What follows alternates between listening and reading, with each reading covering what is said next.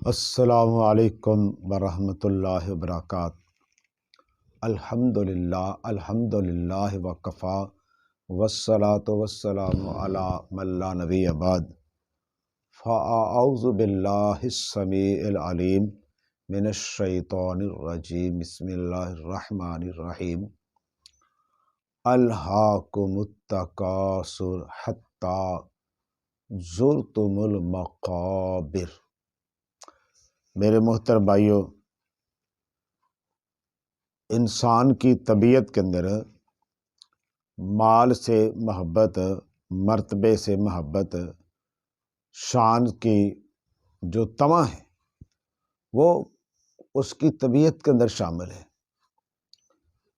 لیکن بحیثیت مسلمان یہ ضروری ہے کہ ہم ان چیزوں کو اپنے دین کے تابع کر لیں، بے مہار نہ چھوڑیں، کھلا نہ چھوڑیں، اور بالکل اس طرح نہ سوچیں کہ جس طرح بندہ یہ سوچ لے کہ میں نے اس کو آزاد رہ کر سوچ لے۔ نہیں، ہم نے اس کو حدود کے اندر رہ کر سوچ لے۔ اور ہمارے سامنے ایسی عمدہ مثالیں اور ایسے نادر واقعات ہیں کہ ان کو پڑھ کر پتہ یہ چلتا ہے کہ ان لوگوں نے ہمارے لیے سبق لینے کے لیے بہت کچھ چھوڑ دیا، نصیحت حاصل کرنے کے لیے بہت کچھ ہمارے سامنے رکھا ہے، درس حاصل کرنے کے لیے ہمیں بہت کچھ دی ہے۔ صحیح مسلم کے اندر ایک واقعہ ملتا ہے کہ ایک شخص نے ایک شخص سے کوئی زمین خریدی، اور زمین خریدنے کے بعد اس نے زمین پہ قبضہ لے لیا، اس نے پیسے لے لیے۔ بعد میں اس زمین سے اسے ایک کوئی دیگ یا کوئی ایسی چیز ملی، مٹکا جو سونے کا تھا اور قیمتی تھا بہت زیادہ۔ تو اس نے مٹکا لیتے ہی اس کے ذہن کے اندر بات آئی کہ میں نے زمین کے پیسے بھرے ہیں، تو اس سونے کے پیسے میں نے نہیں دیے، اور اس کا کوئی ذکر بھی نہیں تھا، تو میرے خیال میں یہ اب جو سونے کا مٹکا ہے نا، یہ جس سے میں نے زمین لی ہے یہ اس کا ہوگا، اس کا ہونا چاہیے۔ اس نے وہ اٹھایا، اس کے پاس چلا گیا، میں نے کہا بھائی لے لو آپ نے اس سونے کے مٹکے کو، تو یہ آپ کا ہے، آپ کی زمین سے نکلا، میں نے تو زمین خریدی تھی، اس کا ذکر نہیں تھا۔ اس نے جواب دیا آگے سے کہ بھائی جب میں نے زمین آپ کو دے دی تو میرا تو تعلق ہی ختم ہو گیا زمین سے، اس میں نکلے لوہا، اس میں نکلے کوئلہ، اس سے نکلے سونا، کچھ بھی نہ نکلے، آپ کی قسمت، لہذا ہی آپ کا ہے۔ اب مسئلہ یہ پیدا ہوگا، وہ کہنے لگا یہ آپ کا ہے، وہ کہنے لگا یہ آپ کا ہے۔ تو ہمارے ہاں تو معاملہ اللہ معاف کرے بالکل الٹ چل رہا ہے، اللہ ماشاءاللہ بالکل الٹ چل رہا ہے۔ ہمارے ہاں تو اکثر یہ دیکھنے میں آئے کہ ہمارے اندر عدالتوں میں، کچہریوں میں بہت سارے کیس وہ زمینوں کے ہیں، جائیداد کے ہیں، مادیت کے ہیں، اور وہاں ہر شخص یہ چاہ رہا ہے کہ مجھے میری مرضی کے مطابق فیصلہ ملے۔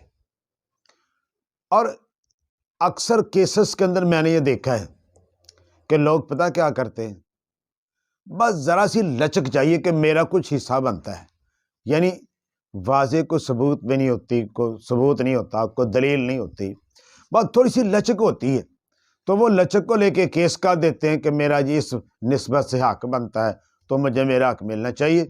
صرف تھوڑی سی اس میں نرمی ہوتی ہے، لچک ہوتی ہے، واضح طور پر اس کا حصہ وہ نہیں بنتا، وہ لینے دوڑ جاتا ہے۔ کیا ہم اپنی نسبت ان اسلاف کی طرف کر سکتے ہیں جنہوں نے ہمارے لیے اتنی بڑی بڑی مثالیں قائم کی ہیں؟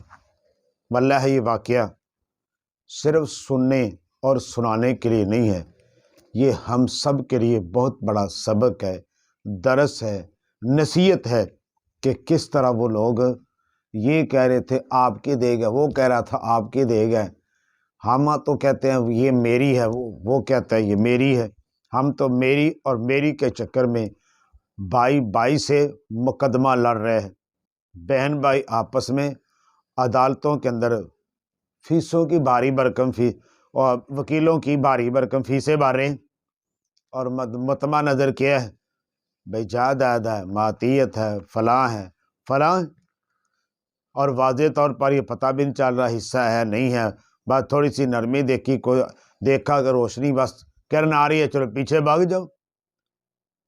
اللہ اکبر، کہاں گیا وہ فرمان رسول صلی اللہ علیہ وسلم؟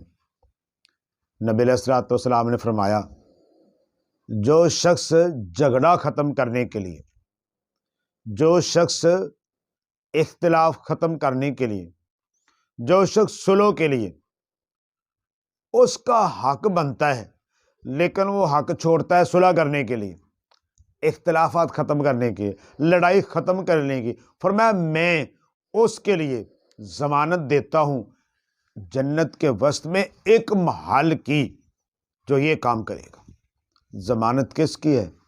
رسول اللہ صلی اللہ علیہ وسلم کی۔ کس چیز کی ضمانت ہے؟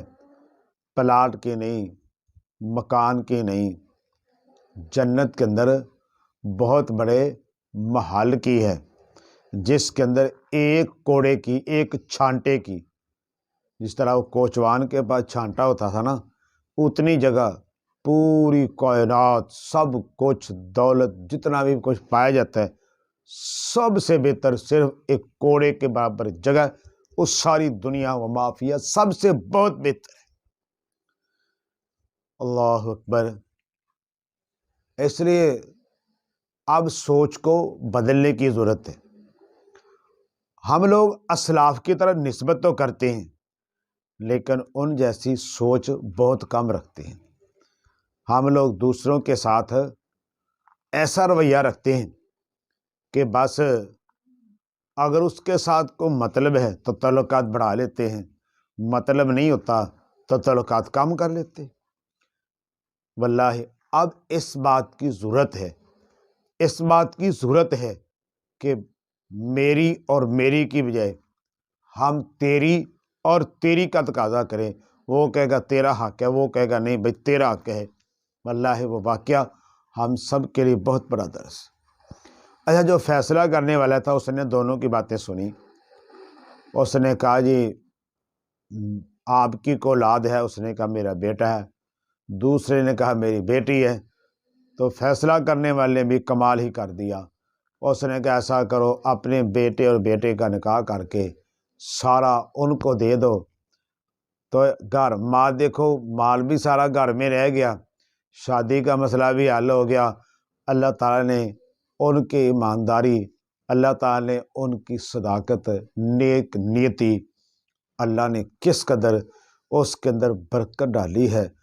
آج ہماری ذرائع آمدن کے اندر، آج دنیا کے اندر برکت جو ہے وہ ختم ہوتی جا رہی ہے۔ اس کی وجہ یہ ہے کہ اللہ معاف کرے، اکثر نیت یہ ہوتی ہے کہ جناب بس سب کچھ مجھے مل جائے، اس کو ملے نہ ملے، جس پہ میرا قبضہ ہے تو بس میں ہی رکھ لوں، کسی اور کو نہ دوں۔ یہ ذہن عام طور پر پایا جاتا ہے۔ ایثار، قربانی یہ بہت کم ہے۔ تو معاشرے کے اندر امن کے لیے، محبت کے لیے، صلح کے لیے، تعلقات کو مضبوط کرنے کے لیے کس چیز کی ضرورت ہے؟ باہم ایثار، محبت اور قربانی کی ضرورت ہے۔ آئیے اسی جذبے کو فروغ دیں جو ہمارے اسلاف کے اندر پایا جاتا تھا۔ وہ لوگ غریب ہونے کے باوجود بھی پرامن زندگی گزار رہے تھے۔ آج سب کچھ ہونے کے باوجود بھی اکثر لوگ گولیاں کھا کے سوتے ہیں۔ وجہ یہ ہے کہ میری اور میری، تیری اور تیری کا چکر ہے۔ وما علینا الا البلاغ۔